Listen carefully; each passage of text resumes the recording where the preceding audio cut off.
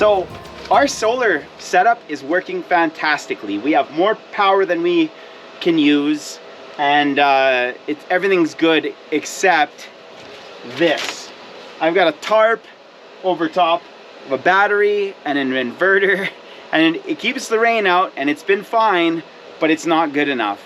And this inverter that we have only does single phase output, which is 120 volt, and I need a 240 volt output. So our friends at Sungold Power have sent us a new inverter. We're gonna hit two birds with one stone.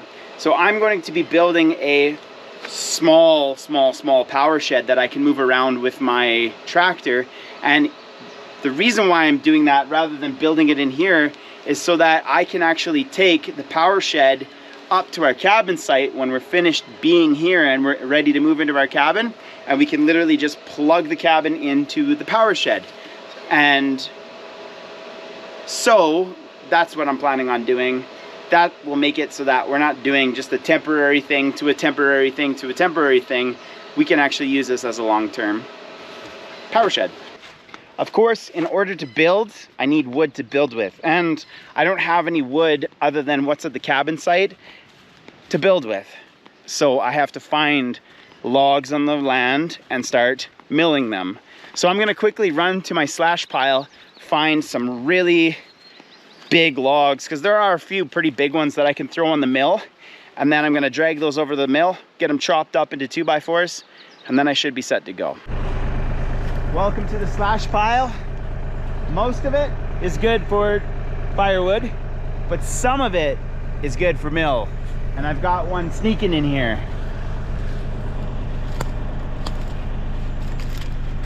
It's this one right here, and it's long, but it's covered in everything. So I gotta get the tractor hooked up to it.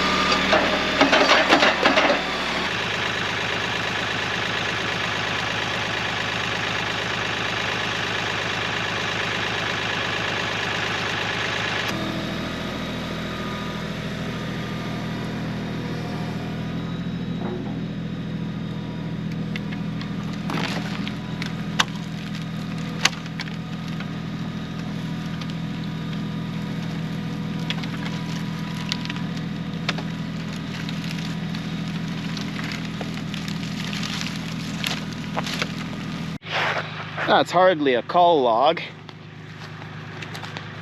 I can cut that right there, and then I've got a nice straight log there. All right, I found this other nice fat little log here. Should be able to get something out of that.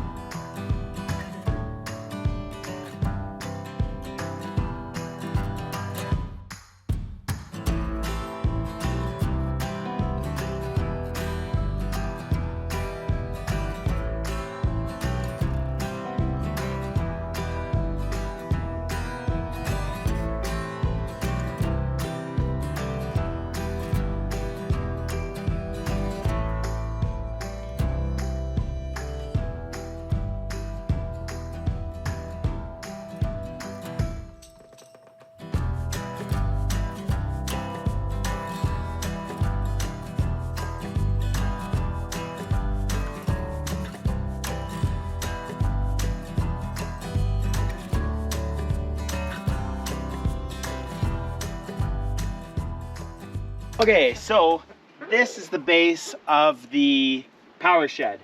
It's big enough for everything that I need in here. I'm gonna start throwing walls up on it now.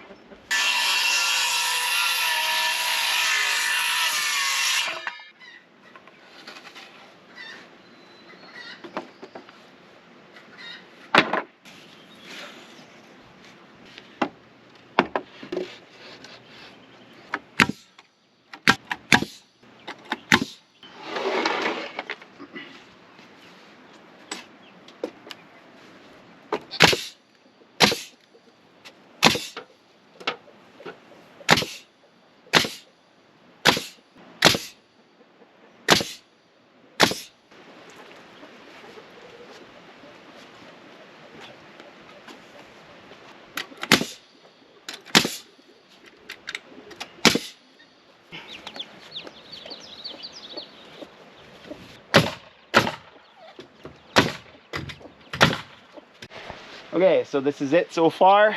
3 walls. Got a little bit of framing in here. I don't have any more wood though, so I have to get on the mill again. So I figured this would be totally enough, and I was totally wrong.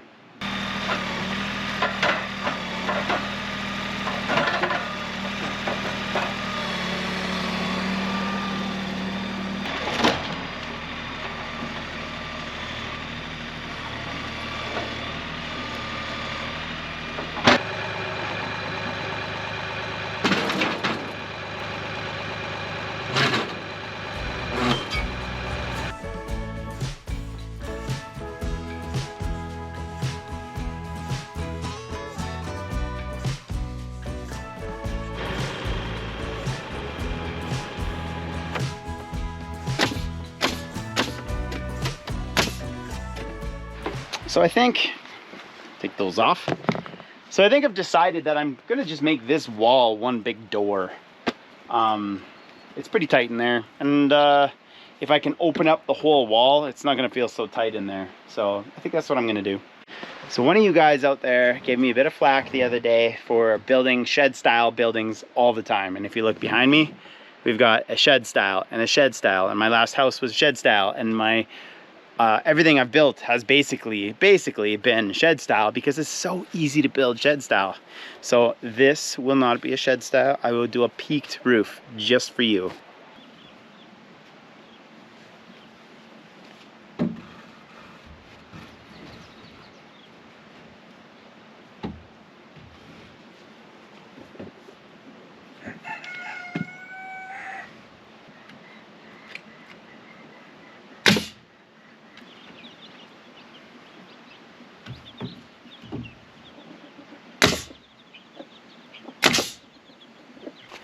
It's framed. I'm gonna put the tin on it. I'm not sure if I'm gonna do it on camera because it's getting late and I just gotta get this done now. Katie's making supper.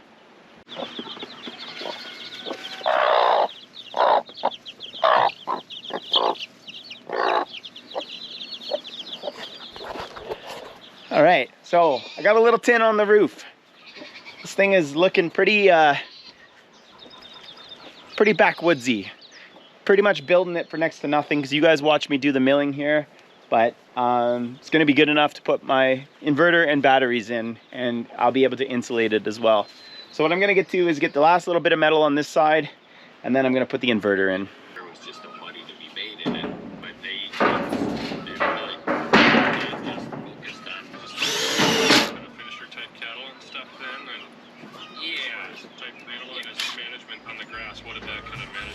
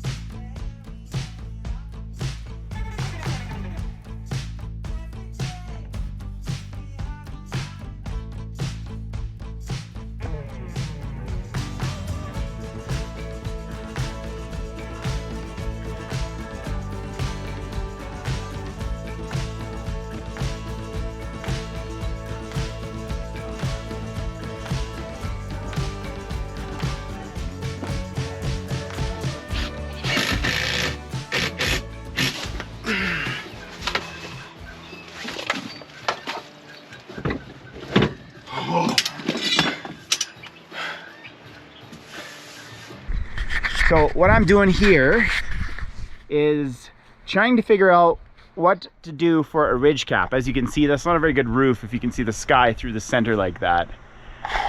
So what I had figured is I've got some old pond liner, some EPDM rubber laying around. I'm gonna go cut some of that. I'm gonna put it over top.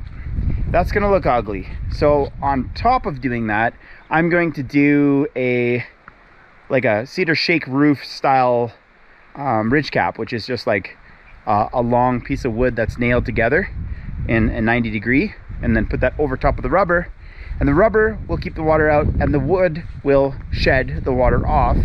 And it's kind of like a redundant waterproofing, but it's gonna work really good on here, and it'll probably make it look a lot nicer.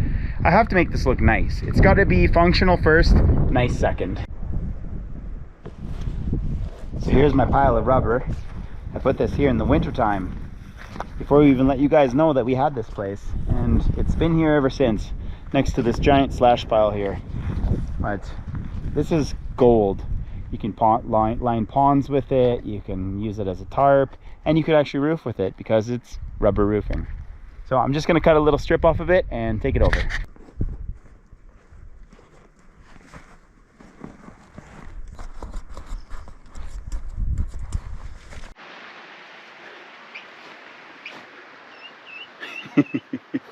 I don't know if this counts as sketchy shit with Greg, but it's not sketchy.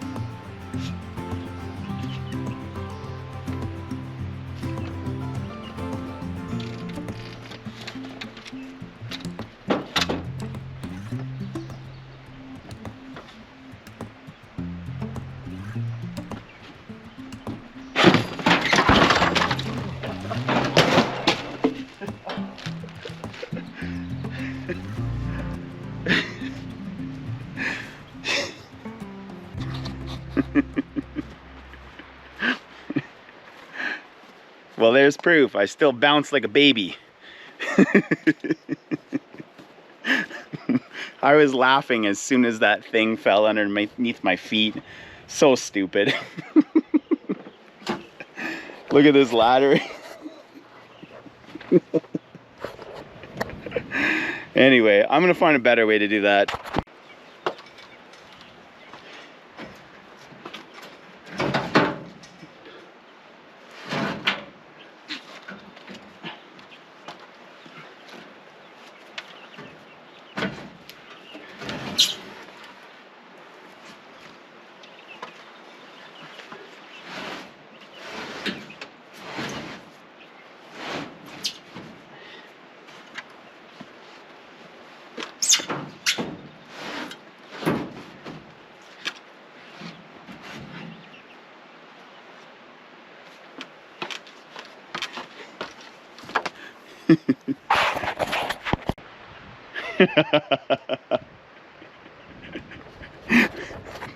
This thing looks hilarious.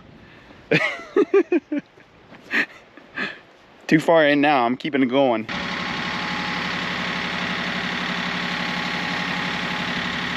Scary. Woo! Don't flip it.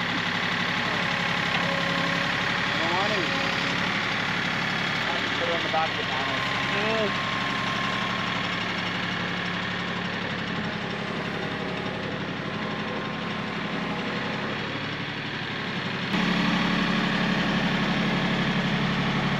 It's rubbing. In your eyes. Just right there. Well, there you are. I was looking for you. Katie was recording the last clip and she decided to hide the camera in the bed. So I kept on working. Sorry, I couldn't find you. But here it is. There, we got a little bit of sheeting on it. I really just have to put a door in now and install the power. But no sun, no fun. I think we're gonna call it for tonight.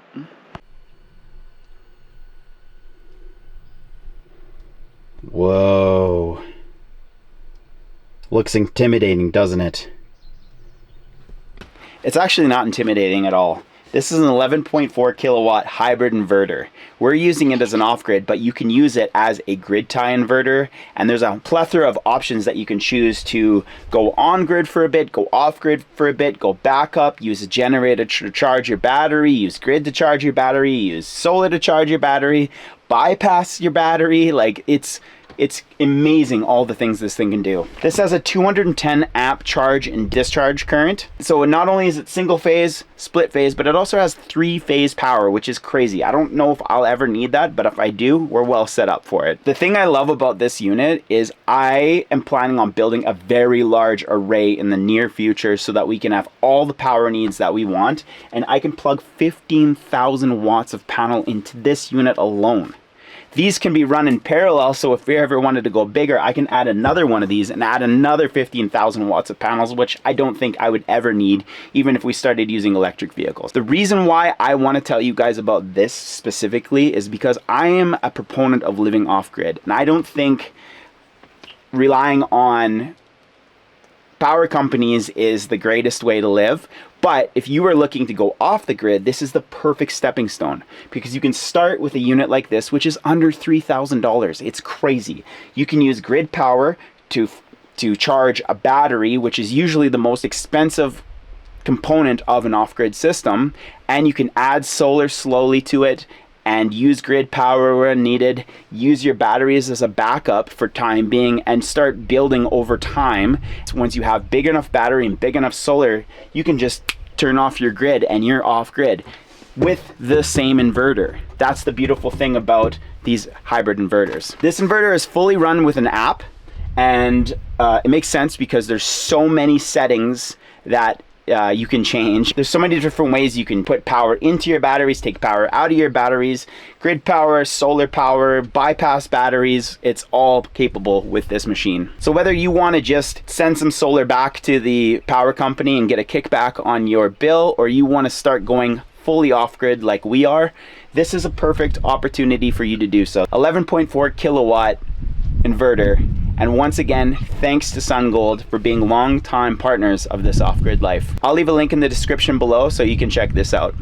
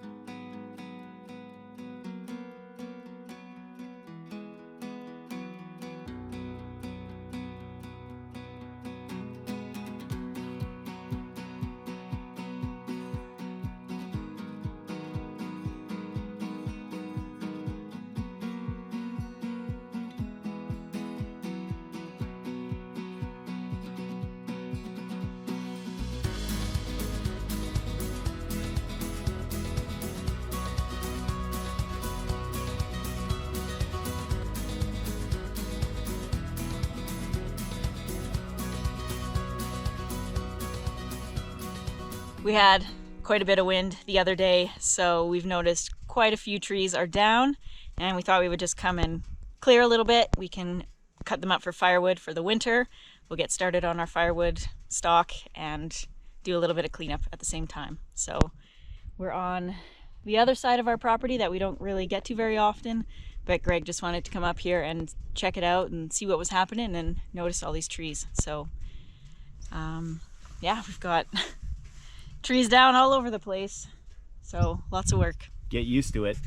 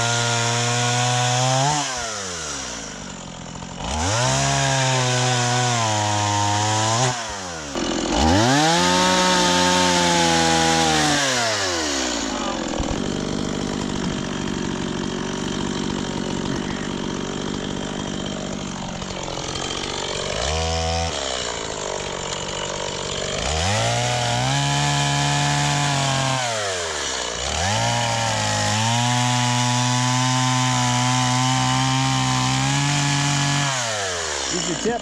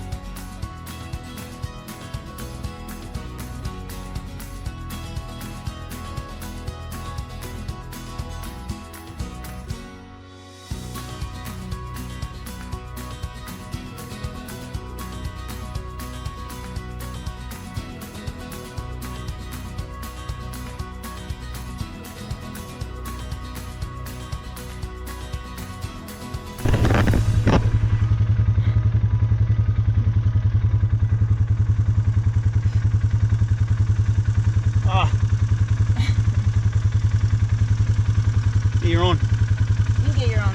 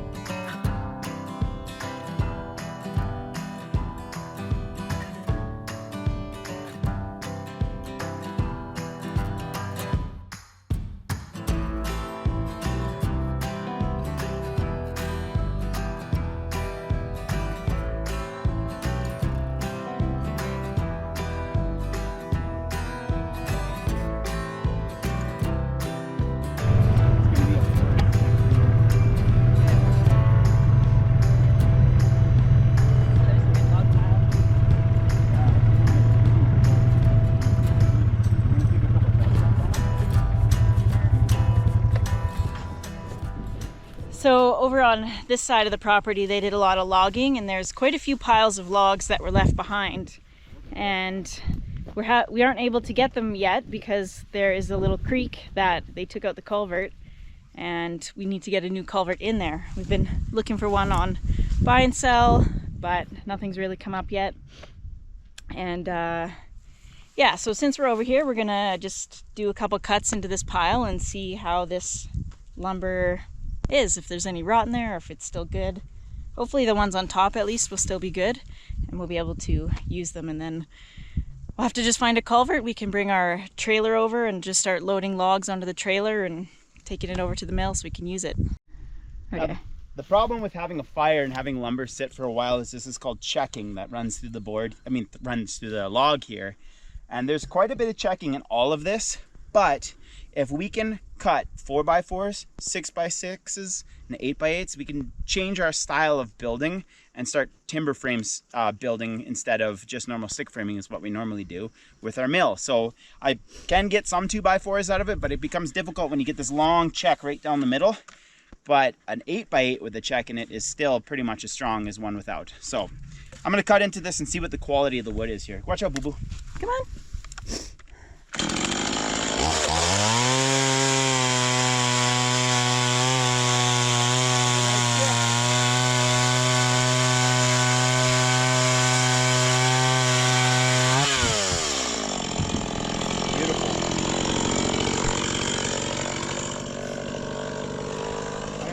Lot this butt off here and see what it looks like.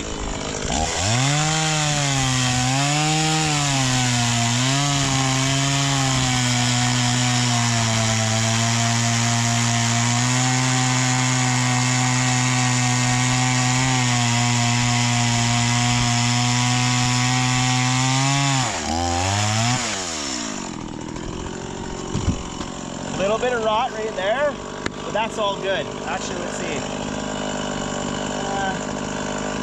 A little funky there. I'm wondering if the ones below are going to be better because they're more protected. Yeah. I'll just lop this one off too while I'm right here.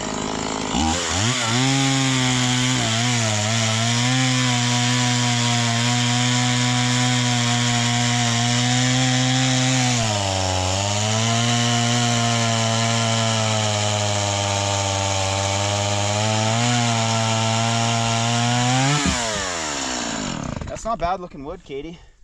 Yeah, we just gotta get it somehow. We gotta get a culvert. We gotta get into this before we don't have the opportunity. Yeah. Man, like this is.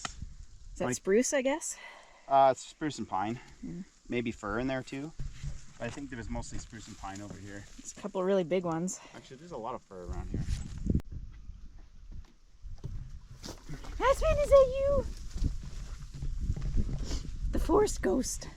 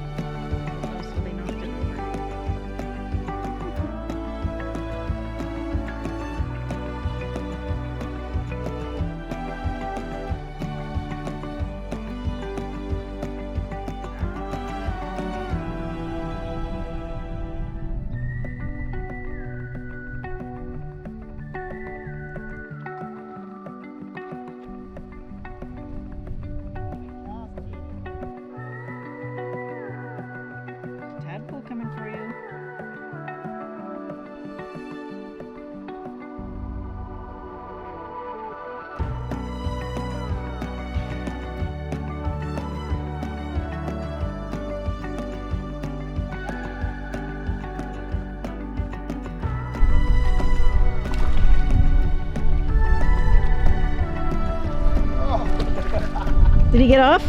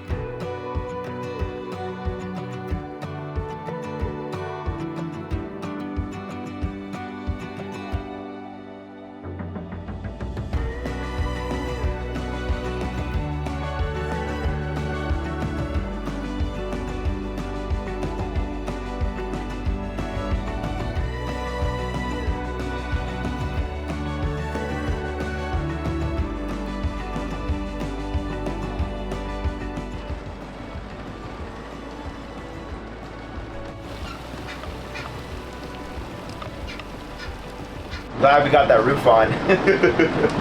I'm also glad these are waterproof old windows.